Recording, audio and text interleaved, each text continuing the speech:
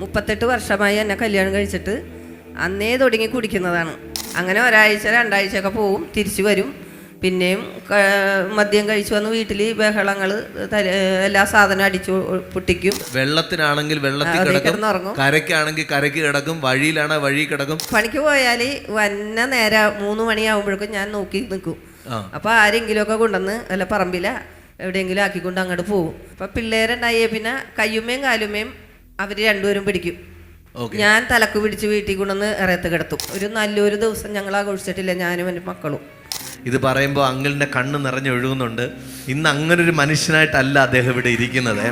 പല സ്ഥലങ്ങളിലും പല ഇതിലും പോയിട്ടുണ്ട്. അവിടെയൊക്കെ പോയി ലക്ഷങ്ങളോളം മുടക്കിയിട്ടുണ്ട്. അവിടെ ഒന്നും വിടുവിക്കാൻ പറ്റിയിട്ടില്ല. അന്ന് മദ്യപിച്ചോണ്ടാ വന്നേ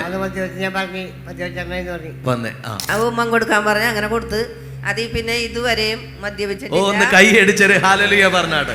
കെട്ടിപ്പിടിച്ചൊരു ഉമ്മൊക്കെ തന്നപ്പോ ദേഹം ഒന്ന് കൊള്ളുന്ന്, അപ്പൊ അതോടത്തോടെ കുടി നിർത്തി. അങ്ങളുടെ കണ്ണുകൾ നിറഞ്ഞൊഴുവാണ്. ഇത് കള്ളുകൂടി നിർത്തണമെന്ന് ആഗ്രഹമില്ലല്ലോ. എന്നെ കെട്ടിപ്പിടിച്ചൊരു ഉമ്മ തന്നെ ഇനി കുടിക്കല്ലേ? അന്ന് തുടങ്ങി കുടിക്കണത് എനിക്ക് തോന്നണില്ല, നോക്കാറും കൂടി ഇല്ല. പക്ഷേ നോക്കാറ് പോലും ഇല്ല, ആ സ്ഥലത്തോട് നോക്കാറ് പോലും ഇല്ലാത്ത വിധത്തിൽ കർത്താവ് മാറ്റിക്കളഞ്ഞു.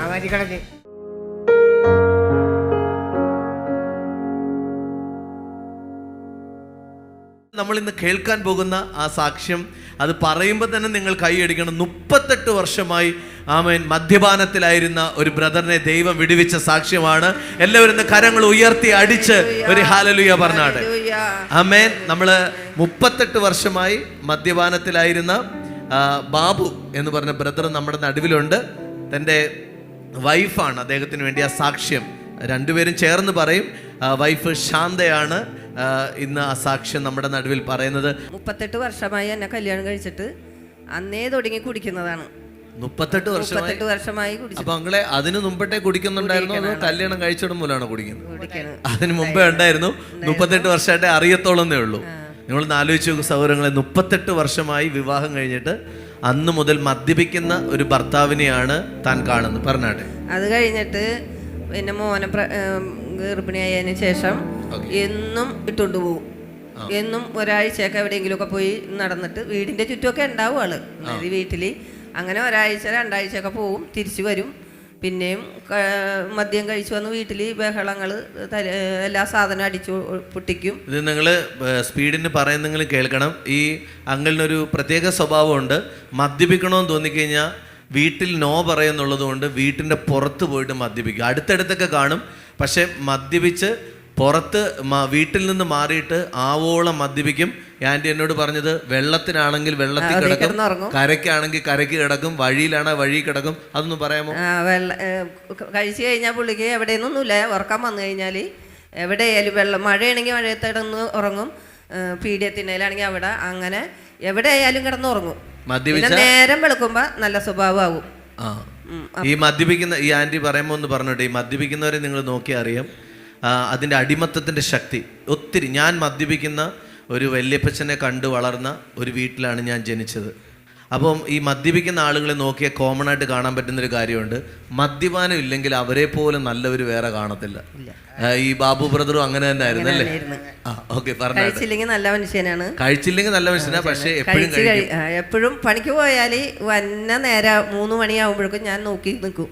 അപ്പോൾ ആരെങ്കിലുമൊക്കെ കൊണ്ടുവന്ന് അല്ല പറമ്പില എവിടെയെങ്കിലും ആക്കിക്കൊണ്ട് അങ്ങോട്ട് പോകും. അപ്പം പിള്ളേരുണ്ടായേ പിന്നെ കയ്യുമ്മയും കാലുമ്മയും അവർ രണ്ടുപേരും പിടിക്കും. ഞാൻ തലക്ക് പിടിച്ച് വീട്ടിൽ കൊണ്ടുവന്ന് ഇറയത്ത് കിടത്തും. നിങ്ങളൊന്ന് ആലോചിക്കാമോ?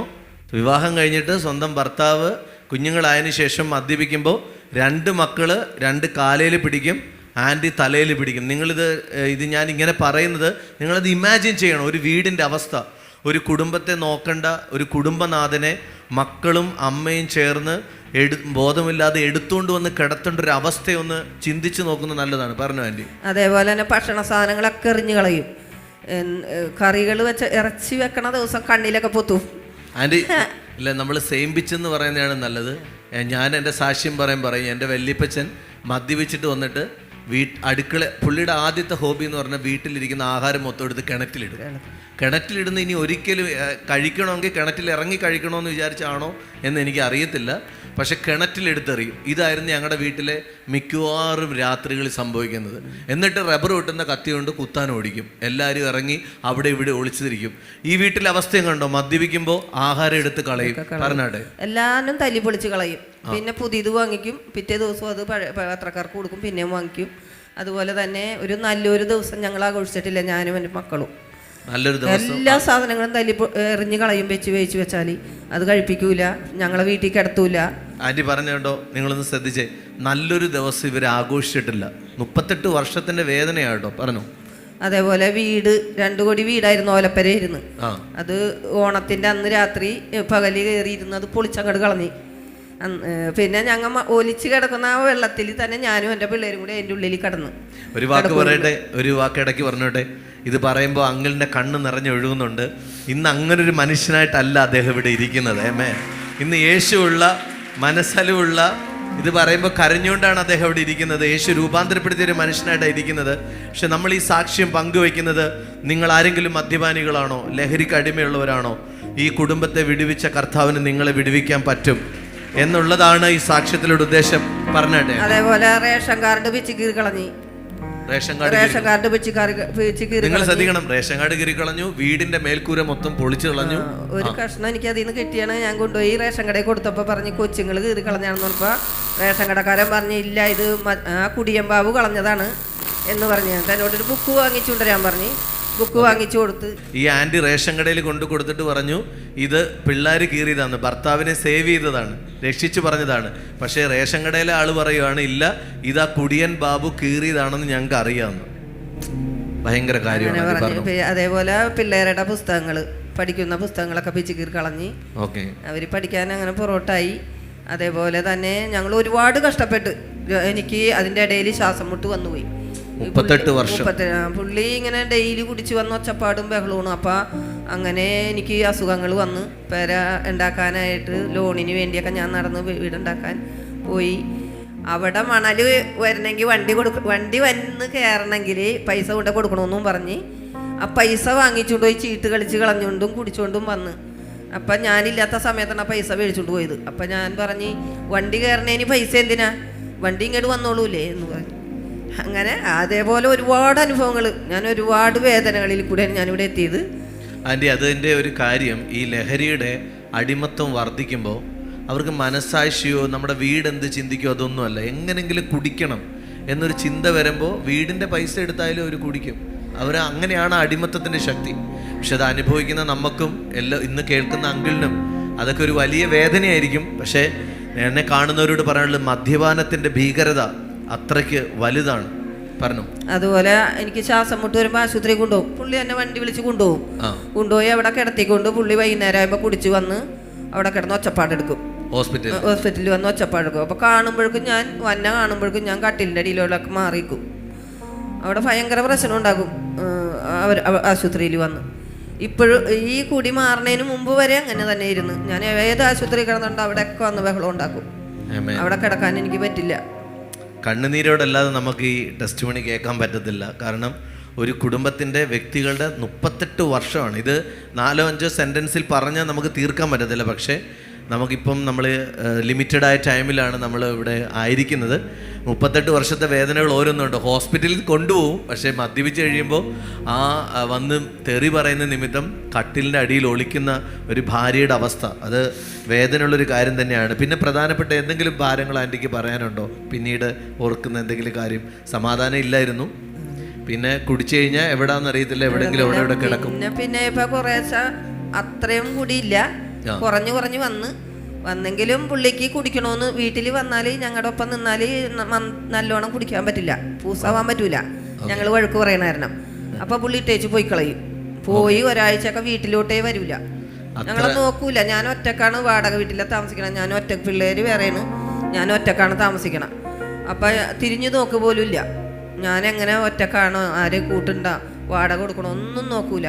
കുടിയൊക്കെ കഴിഞ്ഞ് അലഞ്ഞ് തിരിഞ്ഞ് ഒന്നും കിട്ടാത്ത നിവൃത്തി ഒന്നും കിട്ടാണ്ടാവുമ്പോൾ തിരിച്ച് വീട്ടിൽ വരും. നിങ്ങൾ നോക്കൂ, മദ്യപിക്കാൻ വേണ്ടി വീട്ടിലിരുന്നാൽ നല്ലോണം കുടിക്കാൻ പറ്റാത്തതുകൊണ്ട് മദ്യപിച്ച് പൈസ തീരുന്നത് വരെ പുറത്തു പോയി വീട്ടിൽ വരാതെ മദ്യപിച്ച് തീർക്കുന്ന ഒരു മനുഷ്യൻ.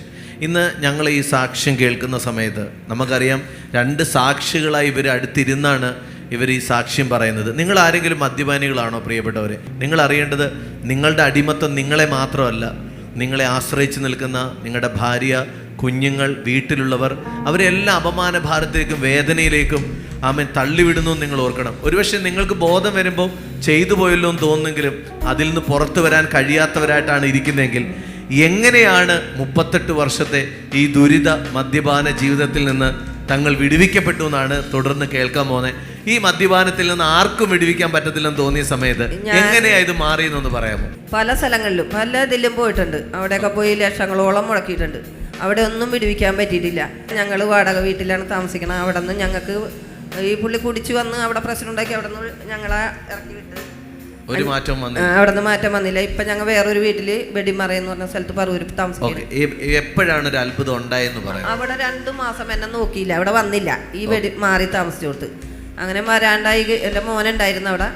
പുള്ളി 2 മാസം വന്നില്ല. തലഞ്ഞ് തിരിഞ്ഞൊക്കെ നടന്ന് തിരിച്ച് വന്ന്.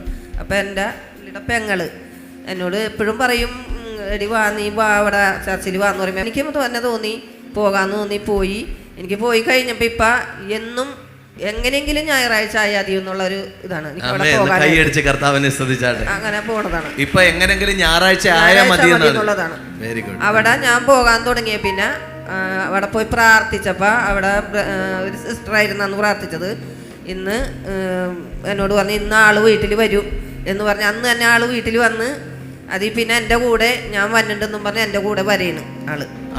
നമ്മുടെ ബ്രദറിനെ മീറ്റിങ്ങിന് കണ്ടുമുട്ടിയ ഏപ്രിൽ മാസത്തിലാണ് ഇവിടെ വന്നത്. ഈ ഏപ്രിൽ നിങ്ങൾ എല്ലാവരും ശ്രദ്ധിച്ച് കേട്ടോണം. ഈ ഏപ്രിൽ മാസമാണ് താൻ വരുന്നത്. കഴിഞ്ഞ ഏപ്രിൽ മാസം 19-ാം തീയതിയാണ് ഞങ്ങൾ ഇവിടെ വന്നത്. ഞാൻ ആദ്യം അതിക്ക് മുമ്പ് വന്നിട്ടുണ്ട്. പുള്ളി ആദ്യമായിട്ട് വന്നത്. അപ്പൊ ബ്രദർ കുടിക്കുന്ന ആൾക്കാരെയൊക്കെ വിളിച്ച് കഴിഞ്ഞപ്പോ ആള് ചെന്ന് അന്ന് നല്ലോണം കുടിച്ചിട്ടാണ് ഇവിടെ വന്നത്.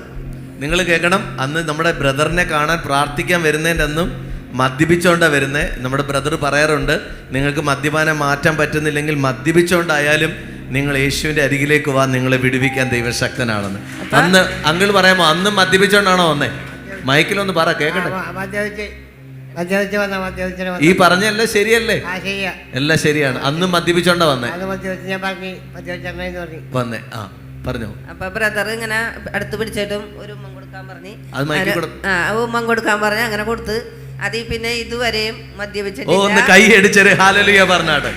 അങ്കിളൊന്ന് പറയാമോ, ബ്രദറ് കെട്ടിപ്പിടിച്ചൊരു ഉമ്മ തന്നു, അപ്പൊ എന്തോ സംഭവിച്ചതെന്ന് പറഞ്ഞു. കെട്ടിപ്പിടിച്ചൊരു ഉമ്മൊക്കെ തന്നപ്പോ ദേഹം ഒന്ന് കൊള്ളുന്ന അപ്പൊ അതോടത്തോടെ കുടി നിർത്തി. അങ്ങളുടെ കണ്ണുകൾ നിറഞ്ഞൊഴുവാണ്.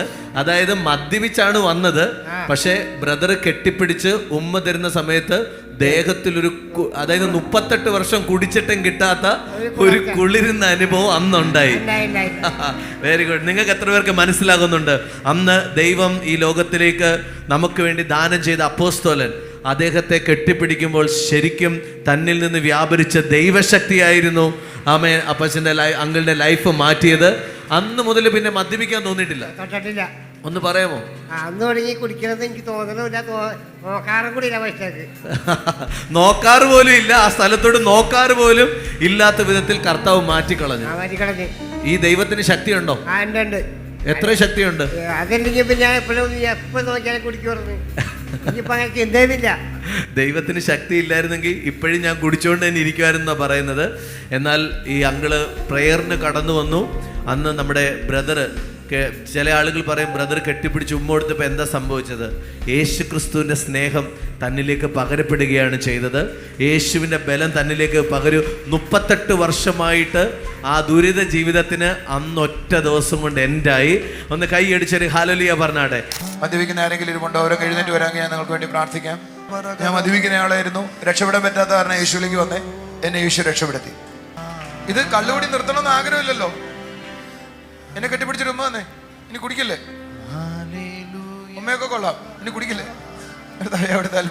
ഇന്ന് രാവിലെ അടിച്ചോ? നോണ പറയണ്ടല്ലോ. ഇനി അടിച്ചാലും പള്ളി വരണം കേട്ടോ. യേശുപിച്ച കർത്താവിന്റെ കരം തൊട്ടാട്ടെ. ഈ യേശുവിന് നിങ്ങളുടെ എത്ര വർഷമായ അടിമത്തവും ദുരിത ജീവിതവും മാറ്റാൻ കഴിയുമെന്ന് ഈ സാക്ഷ്യത്തിലൂടെ ഈ കുടുംബം നമ്മളോട് ഓർമ്മിപ്പിക്കുകയാണ്. കൈയടിച്ചൊരു ഹല്ലേലൂയ പറഞ്ഞാട്ട് ഒരു വാക്കും കൂടെ പറഞ്ഞ ഈ സാക്ഷ്യം നിർത്താം. അനേക ആളുകൾ ഇതിന് മുഖാന്തരമായത് നമ്മുടെ അപ്പോസ്തലനായ ജോൺ ബ്രദറാണ്. അനേക ആളുകൾ ബ്രദർ ഇത് തട്ടിപ്പാണെന്നും ബ്രദർ ചുമ്മാ പറയുന്നതാണെന്നൊക്കെ എഴുതി വിടുന്നവരും പറയുന്നവരൊക്കെ ഉണ്ട്. നിങ്ങൾക്ക് എന്താ ജോൺ ബ്രദറിനെ കുറിച്ച് പറയാനുള്ളത്? ഞങ്ങൾക്ക് നല്ല വിശ്വാസമാണ്. അപ്പച്ചൊന്ന് അങ്കിൾ ഒന്ന് പറയട്ടെ. നല്ല വിശ്വാസമുണ്ടായിട്ടാണ് ഇപ്പോഴും പറഞ്ഞത്. ഞങ്ങൾ ഈ ബ്രദറിനെ കണ്ടില്ലായിരുന്നെങ്കിൽ, ഇങ്ങനെ പ്രാർത്ഥിച്ചില്ലായിരുന്നെങ്കിൽ ഞങ്ങൾ ഇന്നും മദ്യപാനിയായേനെ അല്ലേ? മദ്യപാന കൂടുതൽ കൂടത്തേ ഉള്ളു. ആന്റിക്ക് എന്താ എനിക്ക് പറയാനുള്ളത്, ജോൺ ബ്രദറിലൂടെ അനേകം മക്കൾക്ക് ഒരുപാട് നന്മകൾ, മദ്യപാനികളായാലും രോഗികളായാലും ഒരുപാട് അത്ഭുതങ്ങൾ ചെയ്ത ഒരു ദൈവത്തെ പോലെയാണ് ഞാൻ കാണുന്നത്. ആമേൻ, ആമേൻ. ദൈവം ഈ ഭൂമിയിൽ അയച്ച അപ്പോസ്തലന്മാരും സുവിശേഷകന്മാരും പാസ്റ്റേഴ്സും ഒക്കെ പ്രാധാന്യമുള്ളവരാണ് സഹോദരങ്ങളെ. ആമേൻ. ബ്രദറിന്റെ ഈ ശുശ്രൂഷയിലൂടെ നിങ്ങൾ നോക്കൂ, 38 വർഷം ദുരിതക്കയത്തിലായ ഒരു വീട് വിടുവിക്കപ്പെട്ടെങ്കിൽ നിങ്ങൾക്കോ ഈ കേൾക്കുന്നവർക്കോ ആർക്കും ഈ വീടിന് സമാധാനം കൊടുക്കാൻ പറ്റിയില്ല. പറ്റിയത് യേശുവിന് മാത്രമാണ്. ജീസസ് വേളിലൂടെ നടക്കുന്ന ഈ മിറക്കിൾ മിനിസ്ട്രിയിലൂടെയാണ്. അതിനെ ഓർത്ത് നമുക്ക് എല്ലാവർക്കും കരങ്ങൾ ഉയർത്തി ദൈവത്തിന് നന്ദി പറയാം. ഇന്ന് ഇത് കേൾക്കുന്ന അനേകരെ കർത്താവ് രക്ഷിക്കട്ടെ. തുടർന്നും ഈ വീടിനെ അടുത്ത നിലവാരങ്ങളിലേക്കും നഷ്ടപ്പെട്ടു പോയതെല്ലാം കർത്താവ് തരാൻ പോകുന്ന അനുഭവങ്ങളാണ് കാണാൻ പോകുന്നത്. God bless you. ഞാൻ വിശ്വസിക്കുന്നു ഈ കുടുംബത്തിന്റെ സാക്ഷ്യം അനേകരെ ജീവിപ്പിക്കാൻ പോവാണ്. ഒരു സാക്ഷ്യം മറ്റൊരു സാക്ഷ്യത്തെ ഉളവാക്കും എന്ന് എഴുതിയിരിക്കുന്ന പോലെ കർത്താവ് അനേക സാക്ഷ്യങ്ങൾ ഉളവാക്കട്ടെ. God bless you.